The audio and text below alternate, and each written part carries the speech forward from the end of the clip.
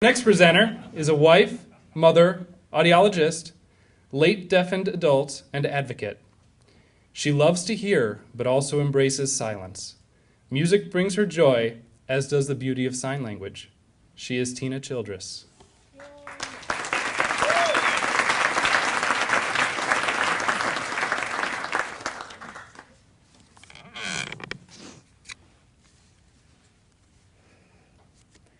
Dear Diary, it's hard to believe it's been 12 years since I lost my hearing. People don't always understand that even though I hear something, I don't always understand what I heard. It sucked. I didn't know day to day what or if I would be able to hear. Hearing aids helped to a point, sign language did, and still does help. It's like someone pressed a big mute button. Dear Diary, do you remember this cartoon? Everyone says how ironic it is that I chose to become an audiologist before I lost my hearing. Just like that blind optician or the epileptic strobe light operator, I have the ultimate empathy for my patients. Dear Diary, I love being an audiologist. I love teaching people how to hear at their best, talking jargon and alphabet soup and helping them to understand. I love to travel. Of course, when I had a job that involved travel and I got a cochlear implant, bam, I got pregnant. Who knew? Dear Diary, I'm so thankful for Matt. He didn't sign up for this. Funny that we met in chorus, took sign language together when I could hear, and then became like my private interpreter when I was losing my hearing. He still helps me out. I'm thankful my girls can sign too. They can code switch like all multilingual children can. It doesn't matter if my implants are on or off. We can still communicate. Am I deaf, hard of hearing, or hearing? When people think about big D deaf, they think about someone that signs, someone that doesn't use their voice, and mainly uses sign language. It is a culture that has its own cherished visual aspects, and it's a place where people want to get together. Then there are those who consider themselves audiologically deaf, and they mainly hang out with hearing people. They may not know sign, they may not have really great speech, and I see this group really growing, especially with people that are getting cochlear implants. Then there's the hard of hearing people.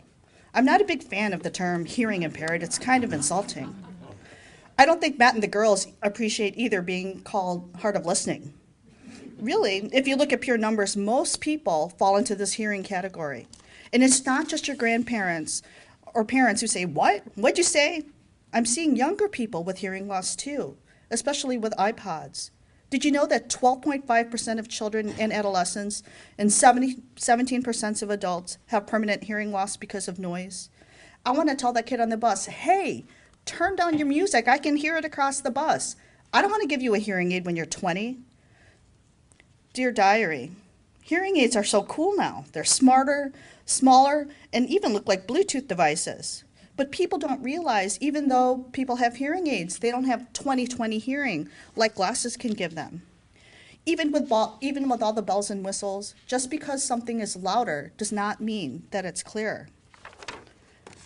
With cochlear implants, or CIs, I'm a cyborg. But that's fine, because I can hear. The surgery was totally worth it for me. Who would have thought that a device could take an acoustic signal, turn it into an electric signal, and send that to my auditory nerve? Matt, my husband, likes to say, my wife has implants, and see if they look at my chest. Being the techno geek that I am, I love an excuse to get new toys. Email, texting, and IMing are so passé. Everybody does it. But I love watching an interpreter on an iPhone, using a Bluetooth device with my implants, watching captioning of those words that I miss, or my shake-awake alarm clock that could wake the dead. Dear Diary, it amazes me how many deaf myths are still out there. Don't yell at a person with hearing loss, because it sounds like this.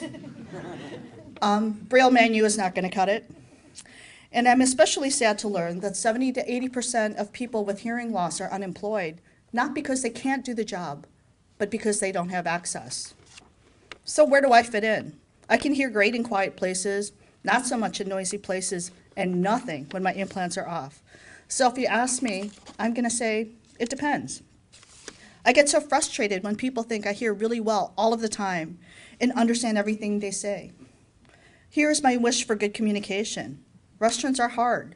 I feel isolated, so I look at the menu, play with the kids, space out.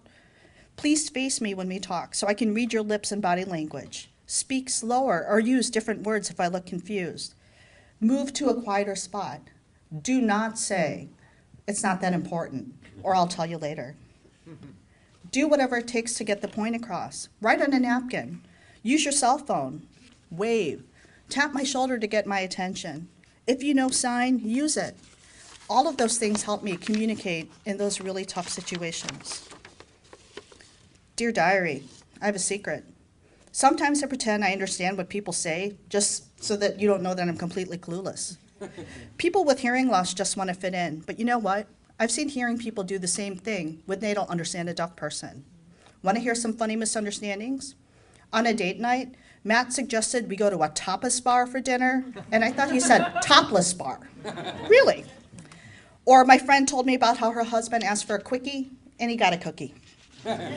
Dear Diary, did you know sign language is not the same around the world? Here in the US and also in Canada, we use American Sign Language, or ASL. It is a true language with its own morphology, with its hand shapes and its palm orientations. I can't sign and talk at the same time. It would be like speaking Spanish and English at the same time. My children sign, and I love it. Why? Because we can talk with our mouth full. I can reprimand them in public without uttering a word, and I can have private conversations from across the room. Starting with the alphabet is a great way to start. There's classes here at the U of I and also at Parkland. Dear Diary, I didn't realize that 31.5 million people, or 10% of the population, have hearing problems. I'm not alone. I just wish that people would talk to somebody. Talk to an audiologist. Come see me if you have a student. So now I'm going to teach you guys some really quick sign. Ready? Sign Language 101. Nice to meet you. Nice to meet you. Do not do nice to. These are two legs when you go like that. No, no, no. Please. Thank you.